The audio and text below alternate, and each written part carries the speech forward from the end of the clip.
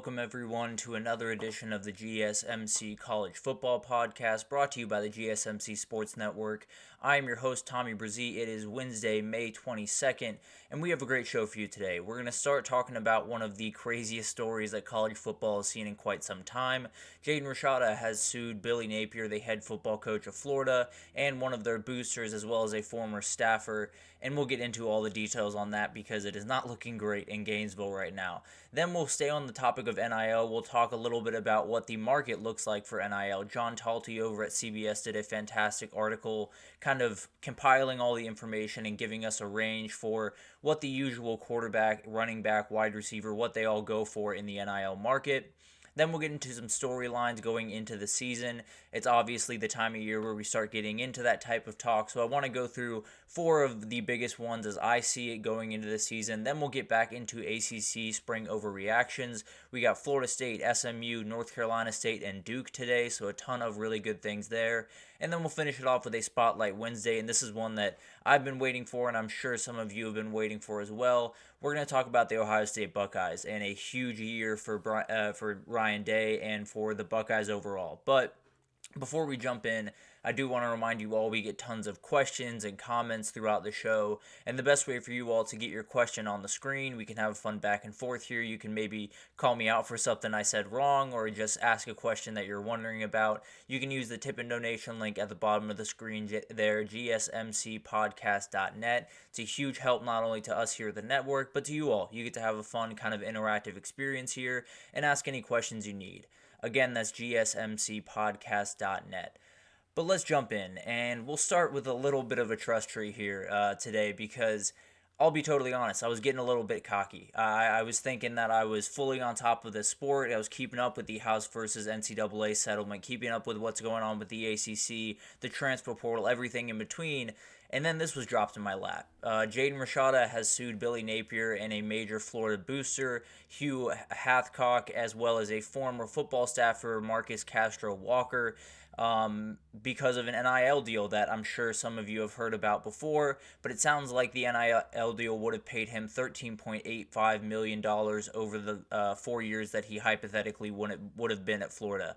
But that hit a big snag, and the details of this contract are essentially when Rashada came on campus as a freshman, he was set to make $250,000 monthly for his freshman year. That would increase his sophomore year and then get up to $375,000 monthly his junior year, and then would take a step back because the idea at the point was he was likely not going to be there for his senior year, was likely going to be in the NFL. This also included a $500,000 signing bonus, which is really at the center of this conversation.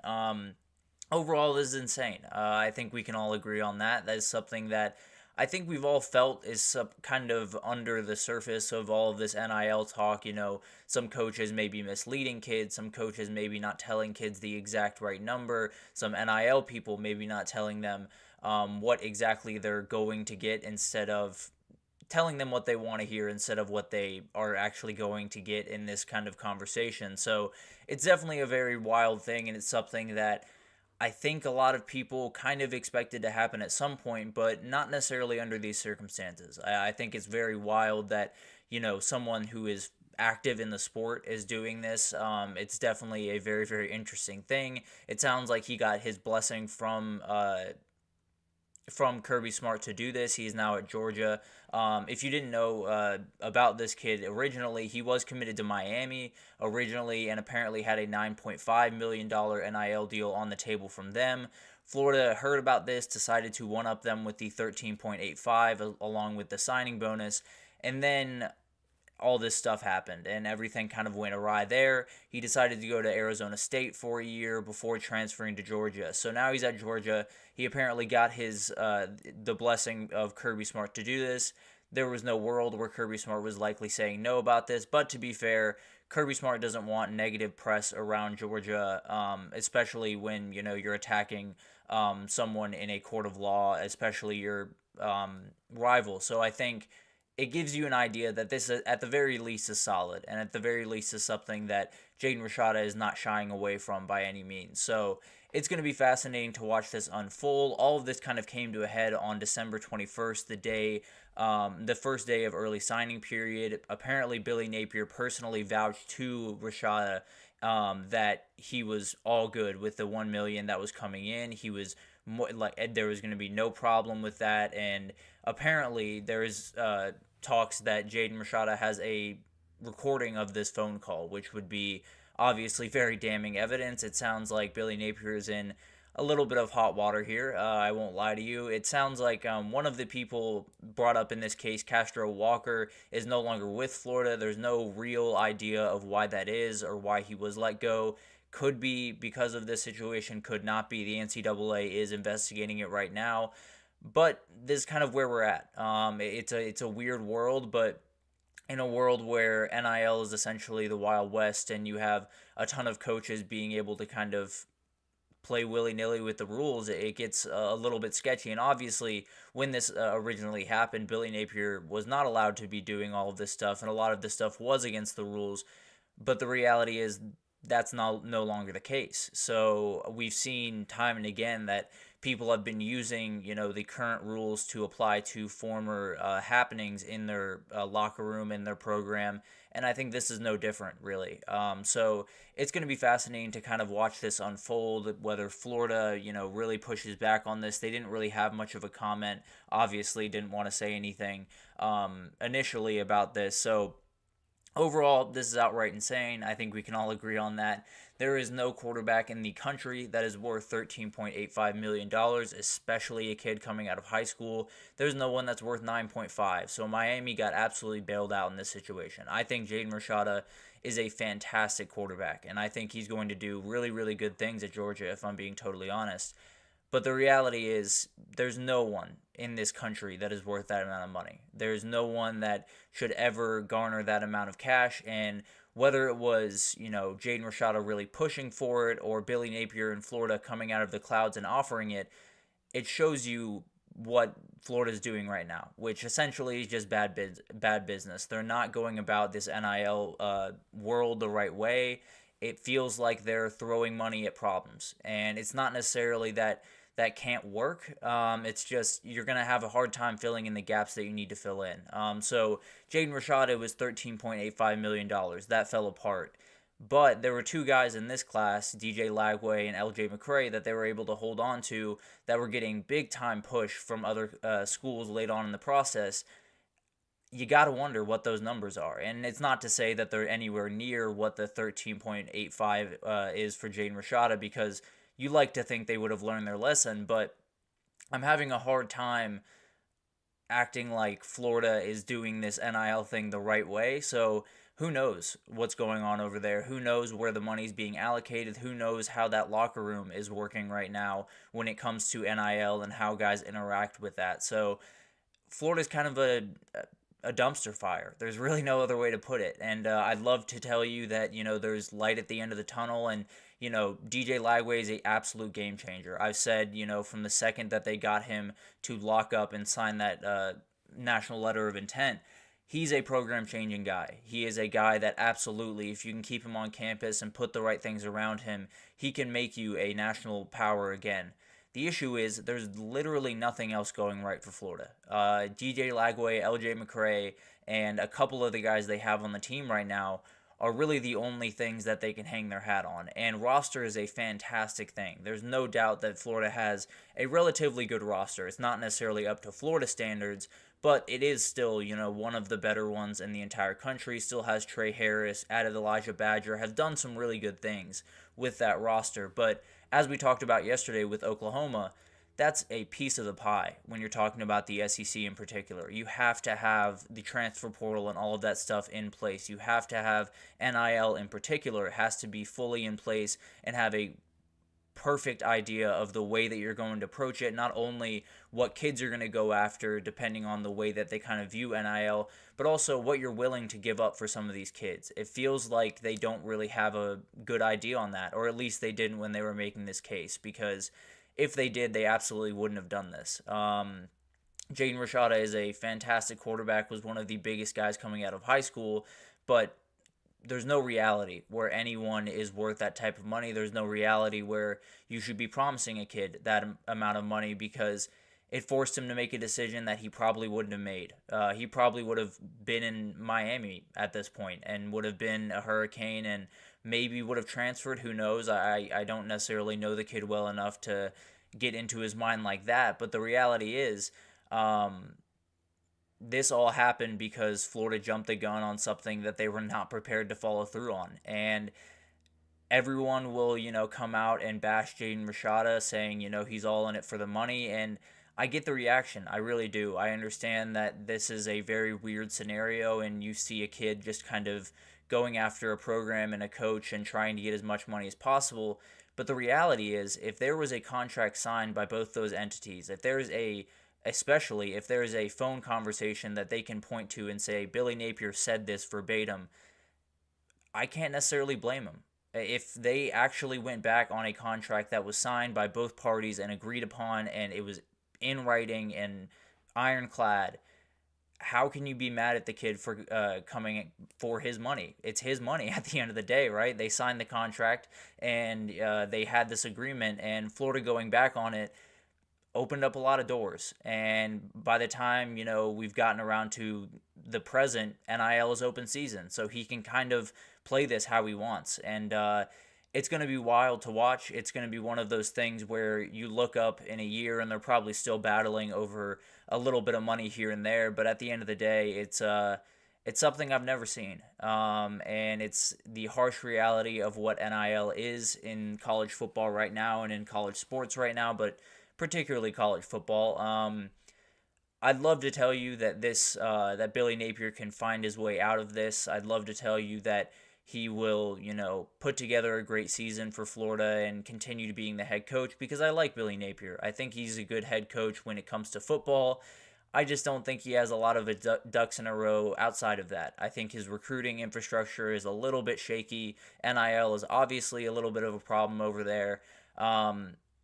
And on top of all that, they play the hardest schedule that maybe I have ever seen in college football this upcoming year. So this might just be the final nail in the coffin that might have not necessarily needed to happen for Billy Napier's time in Gainesville to be over. But I feel pretty safe saying that Billy Napier will not be around Florida for much longer, unless he puts together a 10-2 season, which I don't see is in the cards for Florida. But who knows? It's going to be a wild thing to watch. This is something that I think all of us kind of feared, we're very worried about, but honestly, when it came across my feed, I was very surprised. I felt like I had a handle on what was going on in this sport, at least to a certain degree, and then this was dropped in my lap, because college football never rests, does it? But we'll definitely keep following that, let you guys know how those proceedings are going and who's kind of coming out on top. But the Billy Napier era at Florida just keeps taking hits. But we're going to take our first break here, and when we come back, we're going to continue talking about NIL. We just talked about a $13.85 million deal. Well, we're going to talk about what the normal deals are for positions. We'll go quarterback, running back, wide receiver, every position throughout the entire team, and give you guys an idea of what the range is for these normal NIL contracts. So we'll break that down right after this, so stick with us. I feel like I'm losing my mind. Is everybody in the world blind? Please, Lord, give me a sign, a sign. I feel like I'm losing my mind. Is everybody in the world blind? Please, Lord, give me a sign, a sign.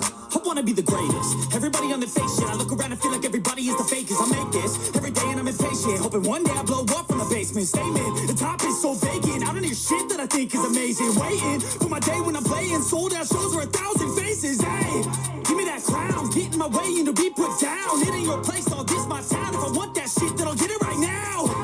I'm losing it, the noose it fits. I'm losing shit, a stupid myth. You choose to live or choose to dip. You choose to fight or lose your grip and lose a gift. I feel like I'm losing my mind. Is everybody in the world blind? Please, Lord, give me a sign, a sign. I feel like I'm losing my mind.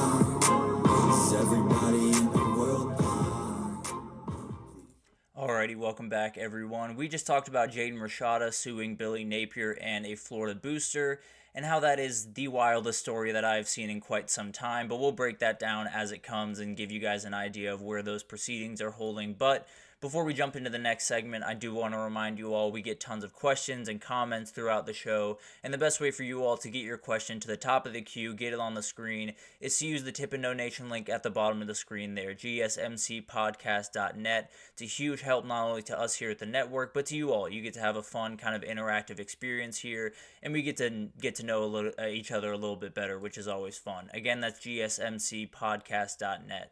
But let's jump into this next segment and let's talk about the NIL market. We just talked about an absolutely crazy deal that absolutely should have never happened from Florida's perspective with Jaden Rashada. But let's talk about the normal deals in NIL, the ones that actually make sense for the university, actually make sense for the kid, and find themselves somewhere in the middle of this craziness that is NIL. And it's a great piece that John Talty did over there on CBS, kind of breaking down all of the ranges that he has seen in some of these deals and giving you guys an idea of what the going rate is for a power forward, quarterback, running back, wide receiver. But let's start with the quarterbacks. Obviously, this is going to be the biggest number. There's no two questions about that. Obviously, the 800,000 is not the peak of that number. There are definitely quarterbacks out there, the Quinn Ewers, the Carson Becks of the world, that make more than that. There's no two ways about that. Shedeur Sanders, another one that definitely makes more than that. But at the end of the day, let's say it's 800,000 a year for Dillon Gabriel to be your quarterback at Oregon. I gotta say, that's kind of a bargain for a lot of these big-time teams, for a lot of, the Oregons of the world, the Georgias of the world. They have that money to throw around. And if you're getting a quarterback that is at that level, it's not a bad thing by any means. Now, I don't really know what Dillon Gabriel's NIL deal looks like with Oregon, but in the hypothetical world where he is that, top echelon of this range, that's pretty good to me. I got to be totally honest. If that's what you're giving up, I think you're getting a little bit of a bargain at that quarterback position.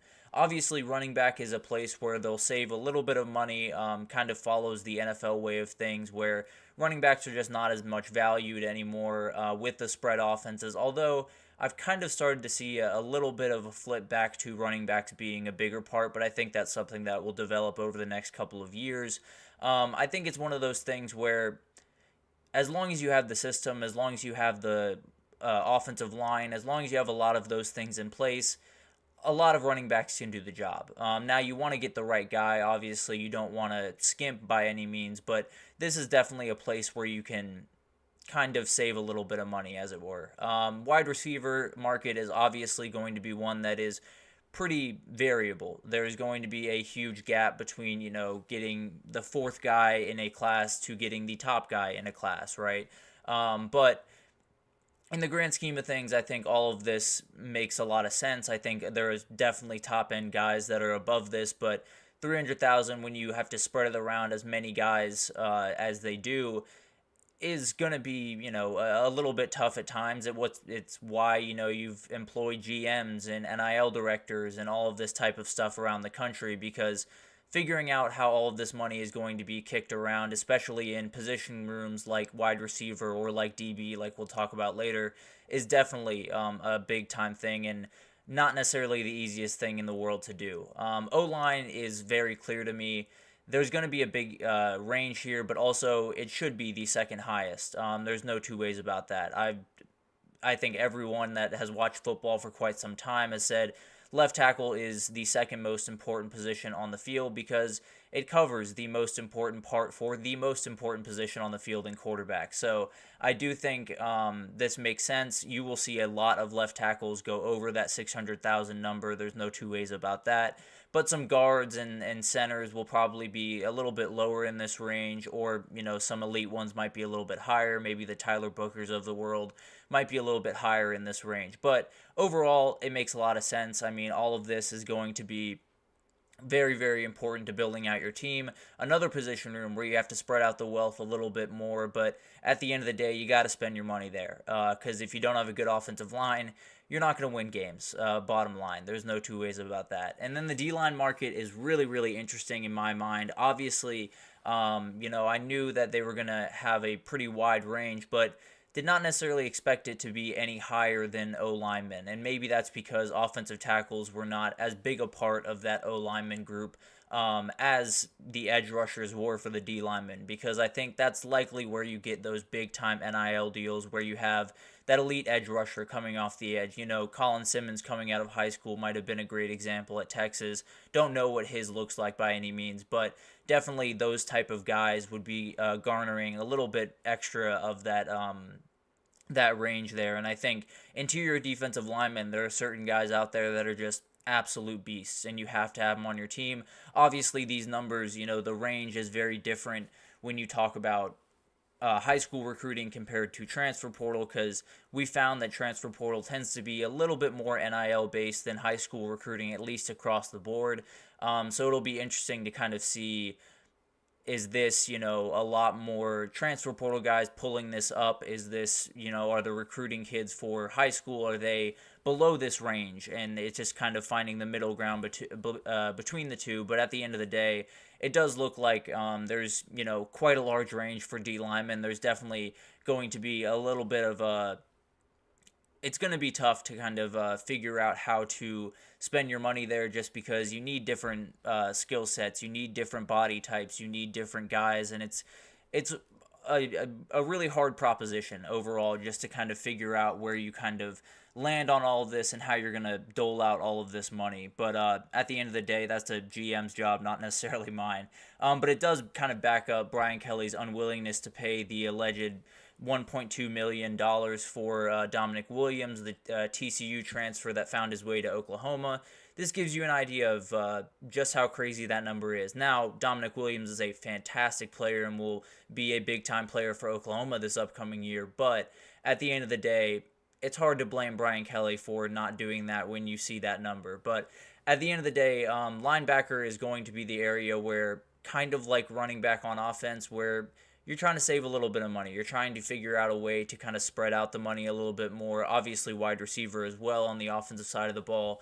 Linebacker is one of those things where if you find a really, really special guy, you'll break the bank. But at the end of the day, it's really about guys that fit into your scheme, guys that can do the things that you need them to do, because a lot of linebackers' jobs are scheme-based. Whether you're running a 4-2-5 and you have to have one outside linebacker that can chase guys and do coverage, and then one solid middle linebacker to hold things down, or you're running like a 4-3-3 or 4-3-4, and you're kind of playing around with some different concepts, and you have to have some different bodies there. So linebacker's a little bit harder one to pin down, a little bit harder one to figure out, just because some linebackers really turn into edge rushers, some inside linebackers, are a little bit harder to come by in terms of just being ready to play right away. So this one's a little bit all over the place. This range can definitely vary depending on the player, but special linebackers absolutely will push these margins. There's no two ways about that.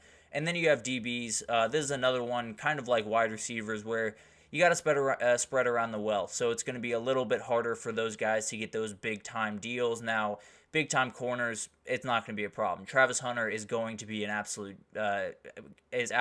one of the guys that is going to be towards the top of this list. Caleb Downs up at Ohio State, I don't know what the deal was, but there were rumors that Ohio State spent their fair share of NIL money this offseason, so I'm sure he finds himself right up there towards the top. But one of the biggest takeaways I had from this was one of the operators of multiple collectives actually said a football players at $1 million is rare right now. So it kind of gives you an idea that this NIL game might not exactly work the way that a lot of people think it does. And it's not to say that there isn't money being thrown around, and it's definitely not to say that there aren't $1 million guys in college football right now, because there are. But the reality is, you got to be a little bit frugal. You have to make sure that you're not pushing your boundaries too much. We just talked about how Florida did that, and it is causing a ton of problems that could hurt that program not only in 2024, but for the next decade, if I'm being totally honest. So there's a lot of things that go into this, and you have to do a lot of really hard calculus to figure out where you want to spend your money, how you want to spend your money, and which guys you're going to break the bank for, which guys you're going to not break the bank for and maybe give a little bit leaner of money, and how that's going to affect your locker room. So this is all a tightrope walk. There's no two ways about that, but as you can see, a lot of these monies have a lot of zeros, or a lot of these dollar amounts have a lot of zeros next to them, and it's essentially more money better equals better team. I get it's not a pay-for-play style right now, or at least it's not supposed to be, but this is the reality of the game. If you can't play the NIL game, you're going to have a really hard time winning football games. So this is something that I kind of expect to continue to rise as we see, media rights deals and revenue sharing and all of that stuff continue to rise. But these numbers are pretty wild. I won't lie to you. If you told me, 5 years ago that I was going to be looking at these numbers and seeing $800,000 for a player for a year I would have called you crazy, but here we are. NIL world's a wild world, and we'll definitely keep you updated with all of the changes that happen in it. But that gives you an idea of just what the going rate is right now and how that kind of makes the job of a GM just that much harder. But we'll take our second break here. When we come back, we're going to talk about the biggest storylines going into the season, some big-time things to talk about, conference realignment, new playoff expansion, maybe a little fight for the number one overall pick next time around in the NFL draft. So a lot of big things to talk about, so we'll break that down right after this. Looking for your daily fix of sports talk without having to pay for it? GSMC Sports Network is available on YouTube. Just search GSMC Sports Network. Get your fix of daily sports talk shows on YouTube, absolutely free. NFL, college football, NBA, MLB, MMA, UFC, fantasy football, and so much more. GSMC Sports Network has shows running all day long, with new sports shows starting every 2 hours. Just like on your favorite cable sports channel, except GSMC Sports Network is absolutely free. Just search GSMC Sports Network on YouTube to catch one of your new favorite shows, like the GSMC College Football Podcast, Chip Shot Football Podcast, Hoops and Heels Women's Sports Podcast, GSMC Basketball Podcast, and so many more. Check it out for yourself. GSMC Sports Network, now available on YouTube absolutely free. Search GSMC Sports Network on YouTube right now. Alrighty, welcome back everyone. We just talked about the NIL market and gave you guys an idea of what the going rate is for the big time guys, not necessarily the, upper echelon guys, but gave you an idea of what each position is requiring, at least for the normal Power 4 player. But let's get into some storylines as we head into kind of the real off season, as I call it. You have spring football that keeps you really entertained, and we've had a number of other stuff on the outside that has kept us entertained during this time being, but this is really the time when it starts to slow down. You don't have teams practicing, you don't have a lot of stuff happening, but it's a great time for storylines. So let's jump into this stuff, and I think the biggest one, as we all have seen, is the new conference landscape. I think we all understand that there's new conferences coming. I think we all understand that we're going to have new matchups this upcoming year, but when we sit down on that first Saturday and see all of these matchups, or maybe the third Saturday is a better way to say it, because conference matchups, but at the end of the day, once we sit down for that first full conference slate and we see some of these matchups, it's going to be a little bit jarring. It's going to be really weird to see UCLA playing in Piscataway, New Jersey, and Oregon playing in State College, Pennsylvania, and USC playing in Ann Arbor, Michigan. It's all going to be very odd, and it's definitely going to be something that we're going to watch very closely. Obviously, there are some teams that are coming over to their new conferences with a lot of hopes. When you talk about Texas and Oregon, they are the big ones in this conversation. They think that not only can they join and hold their own, but both those teams can win those conferences this upcoming year. Texas is going to be one of the better teams in the SEC, at least going into the season. Same thing with Oregon in the Big Ten. So it'll be fascinating to watch if they can pull that off. Obviously, there are some dark horses in this group. When you talk about SMU in the ACC, I think they're a really interesting team. We'll talk about them next segment, actually, but they're a fascinating team, not necessarily only this year, but going forward in the ACC, I think could be one to watch to kind of not necessarily take over that conference, but be a big-time player in it for quite some time. In the Big Ten, I'm tabbing USC as a dark horse, but I don't know. It doesn't feel like they're fully there in terms of a physicality perspective to really compete in the Big Ten. That being said, they do have Lincoln Riley, and when you can score points like they can, a lot of things fall into place pretty quickly. But Then you have Colorado in the Big 12. Everyone's kind of watching them. Obviously, Arizona is getting a lot of love as well, but Colorado's a little bit more of a dark horse in this case. But I don't necessarily see them doing what a lot of people want them to do, what Deion Sanders has promised they'll do in making the playoff and winning the Big 12. So it'll be interesting to watch all of these teams. I think you have a ton of teams going in with a lot of confidence. I think you have some teams going in that's a little bit nervous. Washington kind of finds themselves in a weird little spot going in after a remarkable last year. A lot of things have changed. So it's going to be fascinating to kind of watch these teams and see who takes full advantage. Maybe Texas is not fully ready for the SEC challenge. Maybe OU's not. Maybe Oregon's not ready for the Big Ten. So it'll be fascinating not only to watch some of these matchups that'll be really weird and off the walls, but also watching how some of these teams adapt, because it's different play styles, it's a different schedule, it's different atmospheres. Everything is going to be very, very jarring for these teams. So it'll be fascinating to watch who kind of adapts and who doesn't, to be totally honest. But let's talk about the playoff and some new playoff teams that could jump into the mix. I did do a full form segment on this a little bit earlier in the off season if you want to go check that out. But you have teams like Penn State, Kansas State, Ole Miss that are now competing for spots in the playoff. They are going into the year saying, we are a playoff team, we have every chance to be in that group.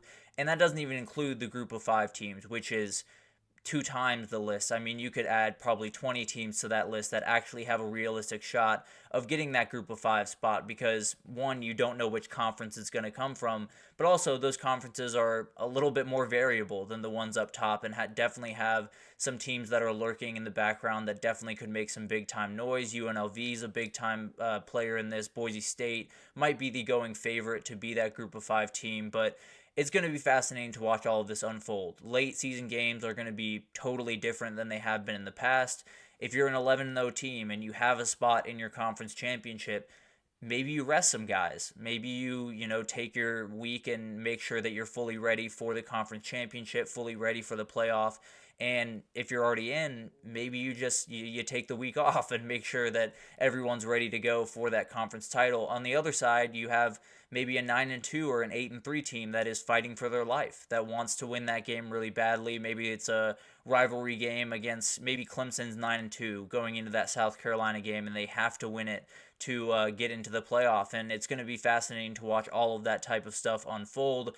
I think when you look at this upcoming playoff, there are the teams up top that kind of are going to be the big dogs. When we talk about the 4 teams up top, it's always been, at least this offseason, it's always been Georgia, Ohio State, Texas, and Oregon. I feel like every single preseason poll has them as the top 4 teams, but everyone after that is kind of fighting for those spots. And I mean, Oregon, Texas, and Ohio State and Georgia are absolutely fighting for those spots as well. But it'll be fascinating to watch kind of how those teams react to the later games in the season if they've locked up a spot in their conference championship. It'll be fascinating to see which games get that top billing, because it could be that the 11-0 team playing the 5-7 team is much less interesting than the 9-2 playing the 5-7, because the 9-2 needs to win more. So it'll be fascinating to watch all of this kind of unfold. But for the time being, it's going to be really weird. I think one of these teams is going to make a little bit of a run in the playoff, possibly win one of those games, maybe have it on their home turf. So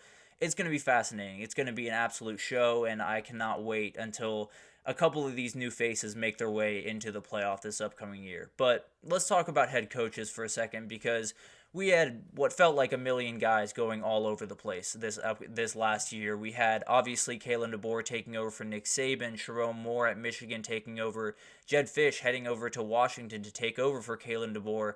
There were a million moves, not only head coaches, but coordinators. I also did a segment tabbing the biggest head coaches, coordinators, position coaches that were on the move this offseason if you want to go check that out. But when you talk about these coaches, obviously the focus is going to be on Kalen DeBoer. It's going to be on Sharon Moore, because they're taking over the biggest situations. There's no two ways about that. But kind of want to focus on the rest of the guys. There are a couple of really, really interesting names in here. Manny Diaz at Duke is going to be fascinating to watch if he can continue what Mike Elko started there. Mike Elko over at Texas A&M might be a team that could be a sneaky playoff contender if he can put some things together in year one.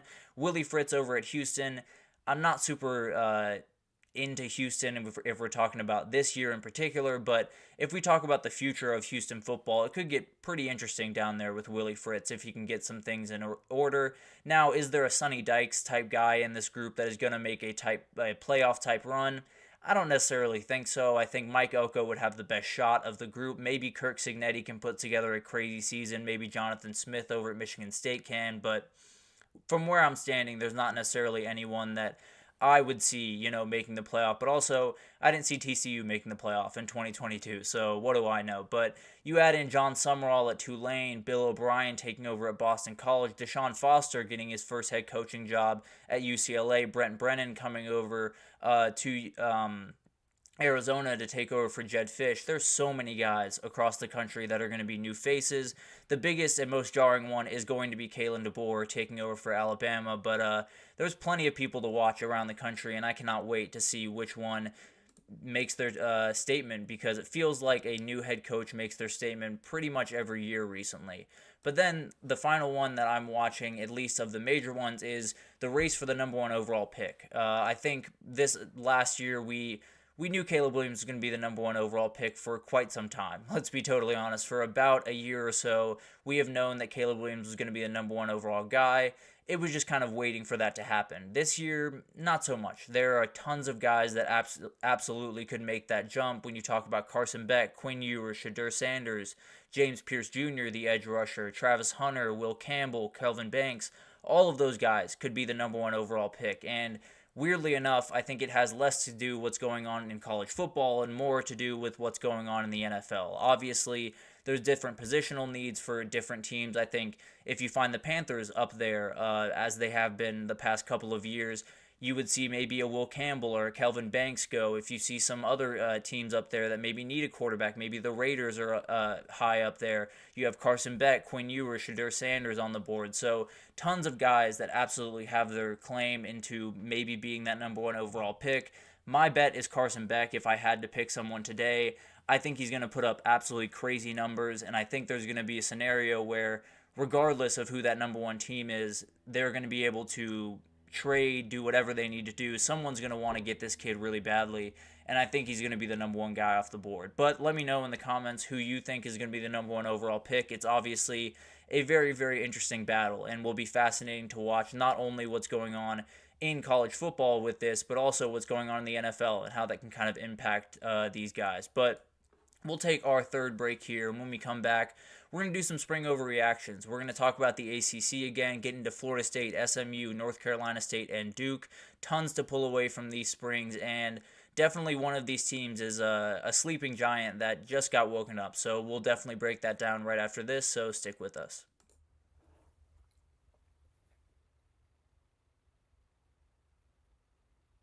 For the best and latest podcasts available anywhere, go to the podcast app on your cell phone and type in GSMC to access free content-rich podcasts on health and wellness, book reviews, sports, entertainment, relationships, social media, movies, technology, finance, and even weird news. Subscribe and download the GSMC Podcast Network's family of shows, available everywhere podcasts are found.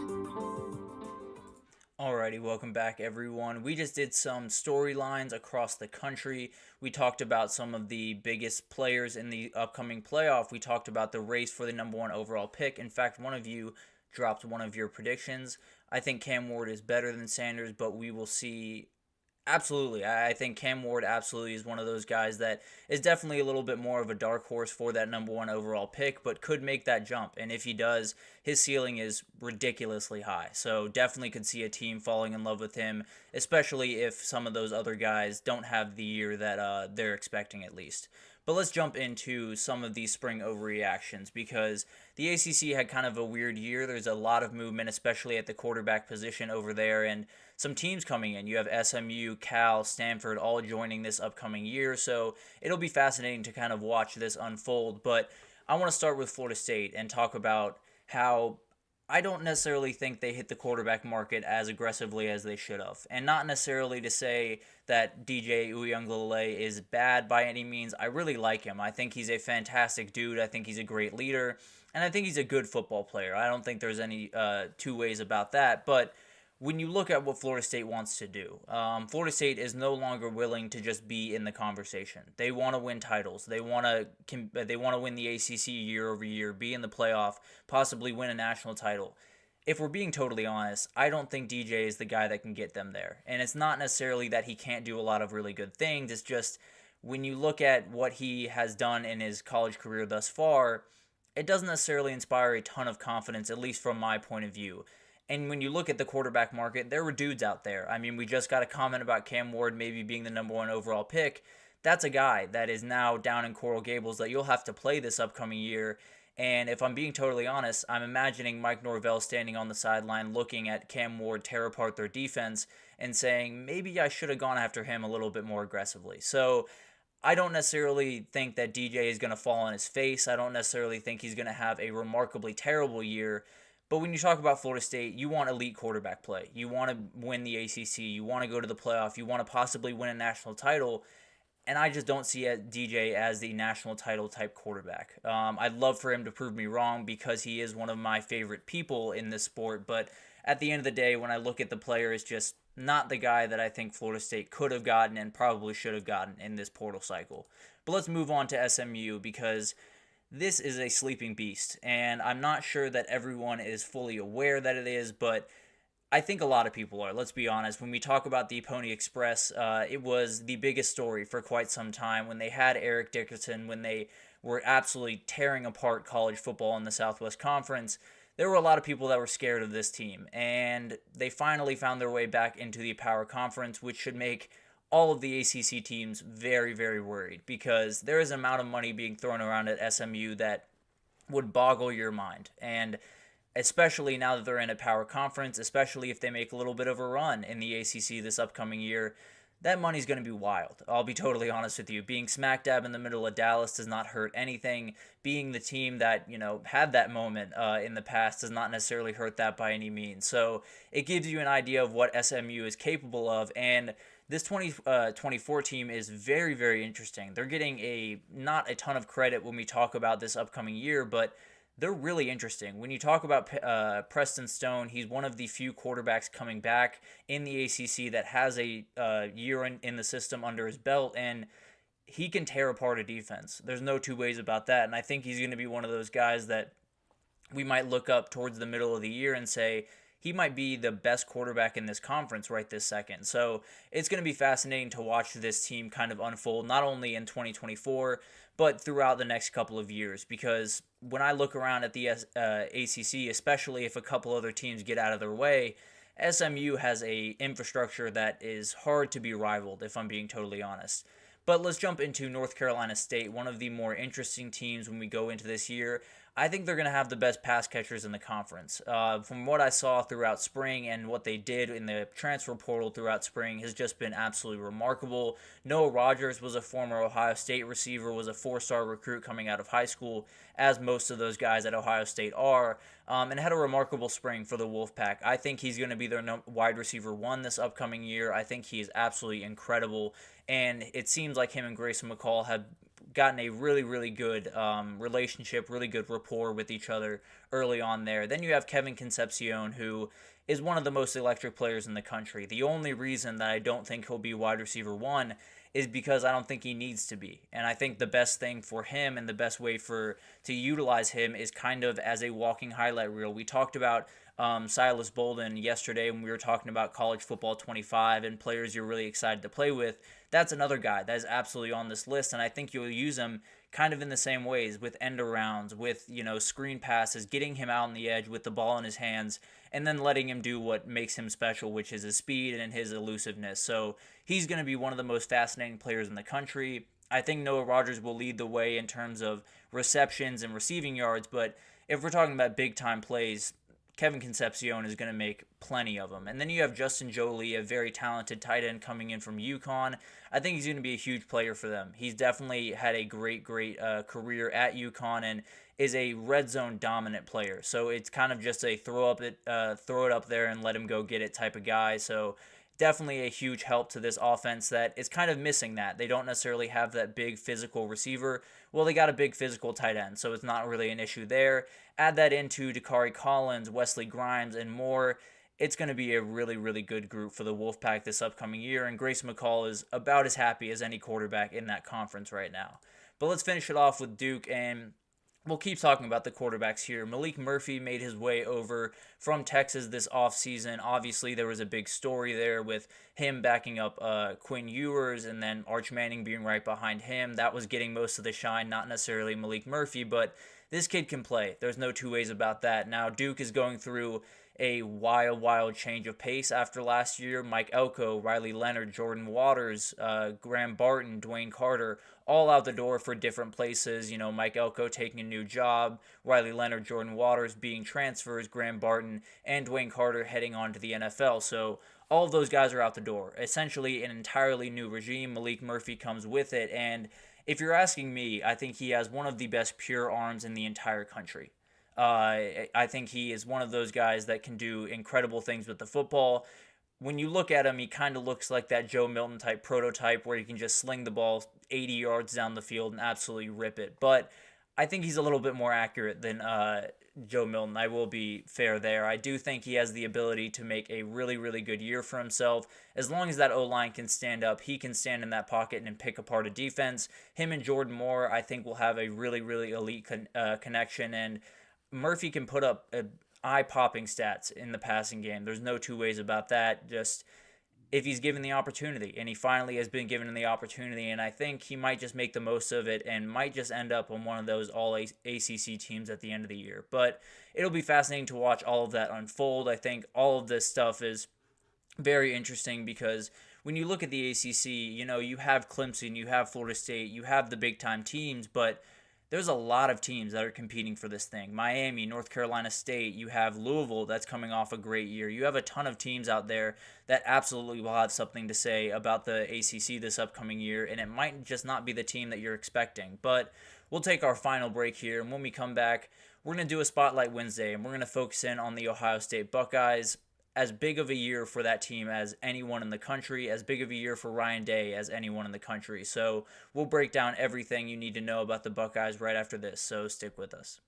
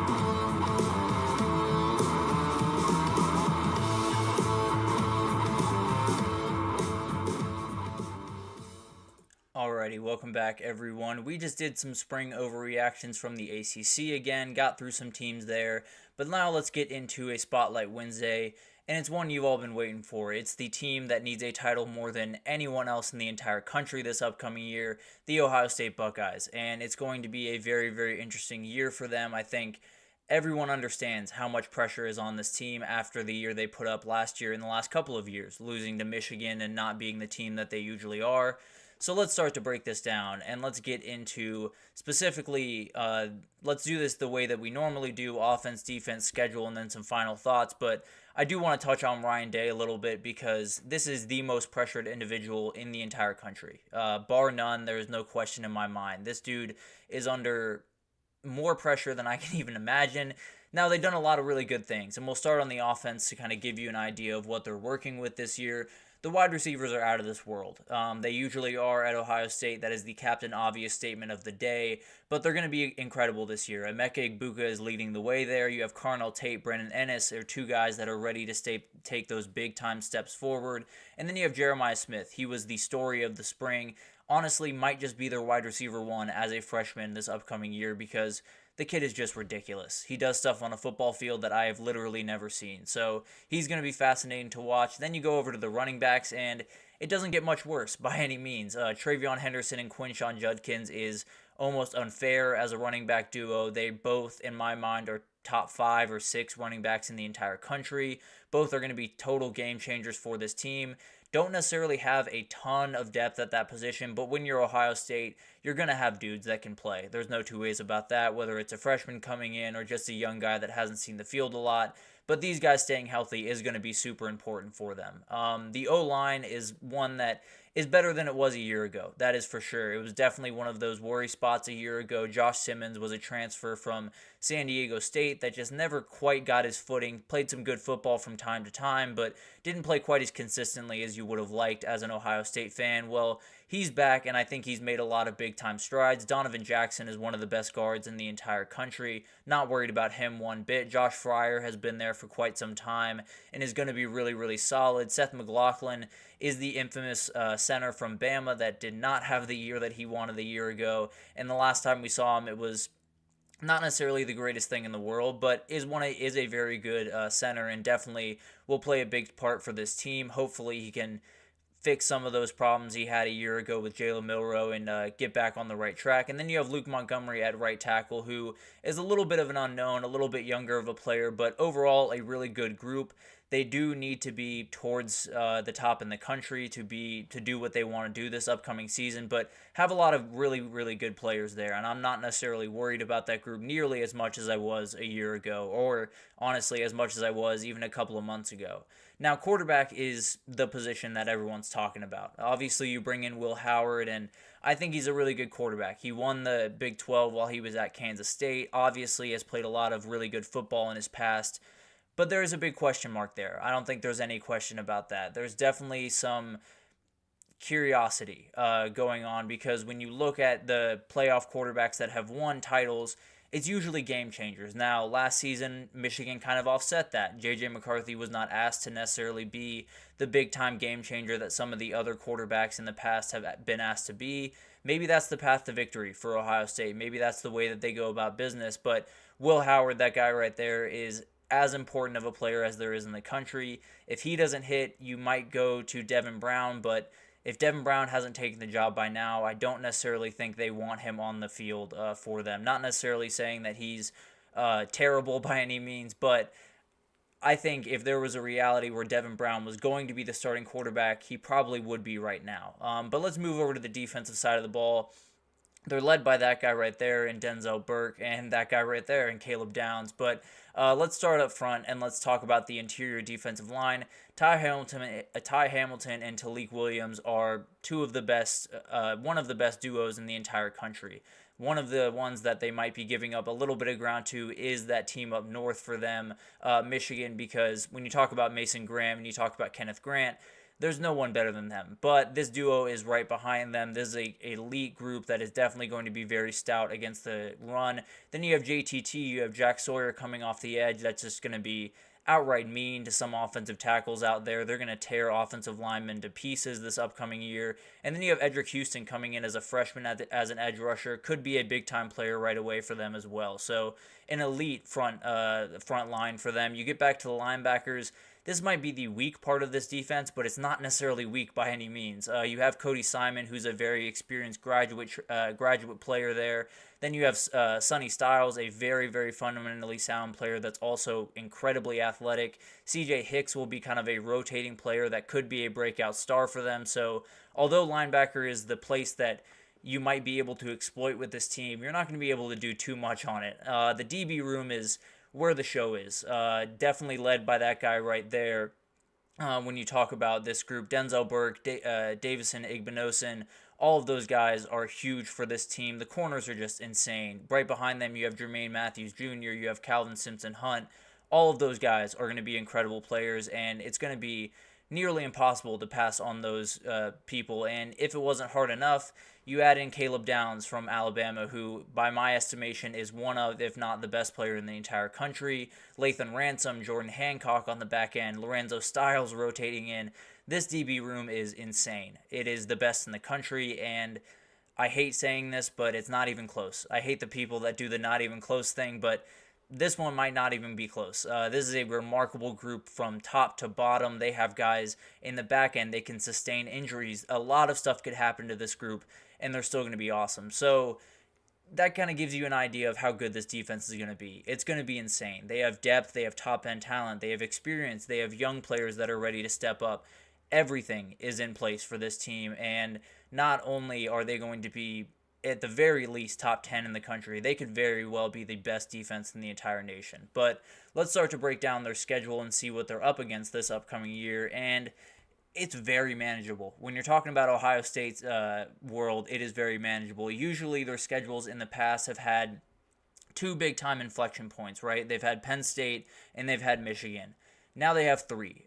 You have at Oregon, you have Michigan, and you have Penn State. And funny enough, the new one might be the most important of the group. When you talk about that Oregon game, those are the two teams that you're looking at saying, those are probably the teams that I expect to be in Indy as of right now. If I were to make a pick, that would be my pick. Now, I am very far from making a pick on that, but just in general, those are the two teams that I'm watching the most. So that might be one of the, well, Michigan is the biggest game. I don't want to say that that's not the biggest game, but when you talk about, a team that you really want to beat, assert your dominance in the conference over, Oregon's definitely a team that Ohio State is circling for sure. Then you have the Iowa game in between Michigan State and at Oregon. That's a little bit sketchy. We know that Iowa is going to be a really good defense. We know that Phil Parker is going to have them ready to go. And if the offense can come along even a little bit, it could be a little bit of a rock fight on October 5th. Could get a little bit interesting up there in Columbus, but overall, they should be able to handle that. It'll just be one of those games definitely to watch a little bit closer. Nebraska and then at Penn State is a very tricky 2-week stretch there where you play a Nebraska team that a lot of people are kind of laughing at right now. They're kind of writing off because they are Nebraska and they've done some of the things they have done over the last decade, but this is going to be a lot better of a team than people are giving it credit for, and it's going to give them a little bit more of a fight, and then going straight to Happy Valley to play a game is not necessarily the easiest thing in the world. So Ohio State better have their head on right, better be ready to go for those games, because one could sneak in and just beat them outright. So it'll be fascinating to watch that. You have Purdue at Northwestern Indiana. All of those should be 20-point wins. No disrespect to those teams, but as of right now, there shouldn't much be a question on those games. It could change by the time those games come around, obviously, but as of right now, those should be layups for this team. And then you got to beat Michigan. You just have to. There's no two ways about that. Ryan Day knows that better than anyone in the entire country right now, and you can be 11-0. You can have the playoff in hand. You can be a title favorite.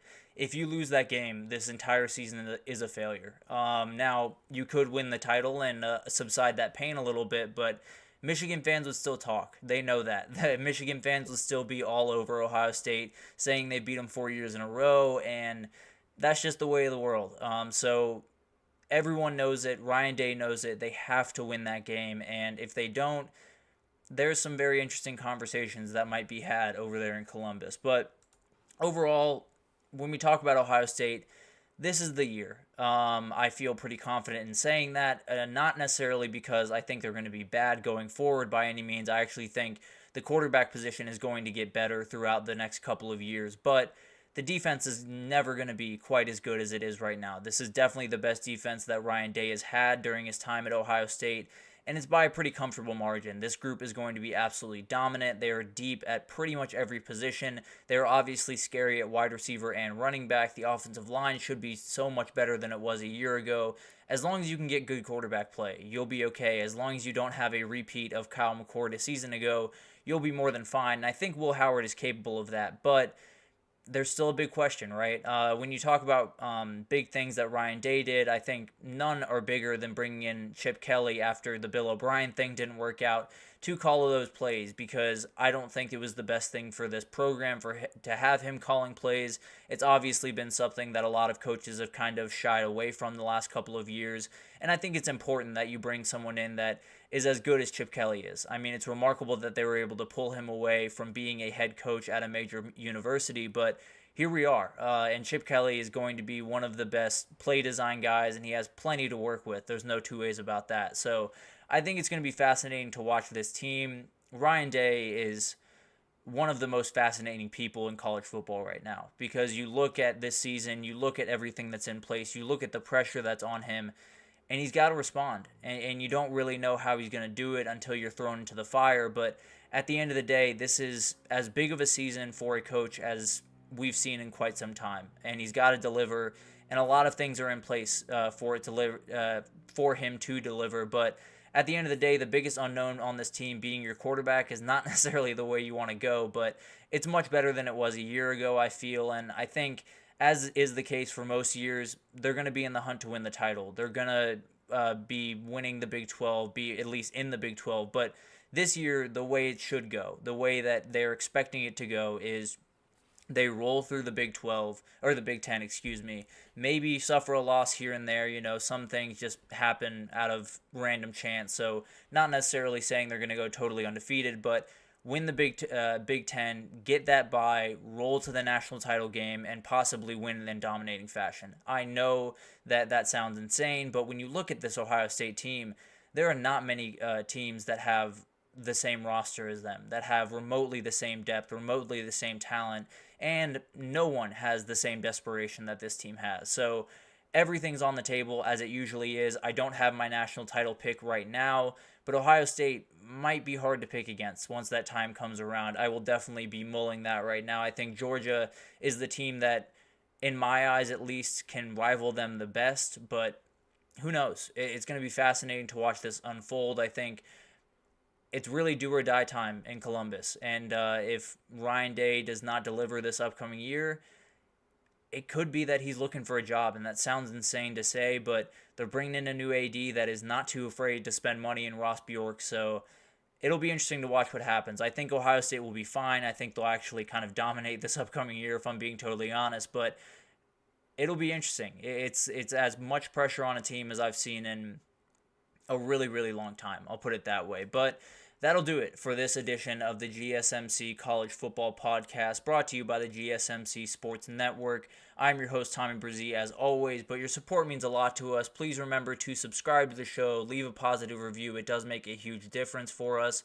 Also, follow us on Facebook, Twitter, TikTok, Instagram for all of the social updates, for all of the content that we put out. We have incredible people doing work across every sport you could possibly want. So if you're not just a college football person, if you're a golf person, if you're a hockey person, if you're really into women's sports, if you're really into basketball, whatever it is, we have you covered over here at GSMC. So definitely come check out everything that we have cooking over here. But thank you once again for listening, and I will see you guys tomorrow.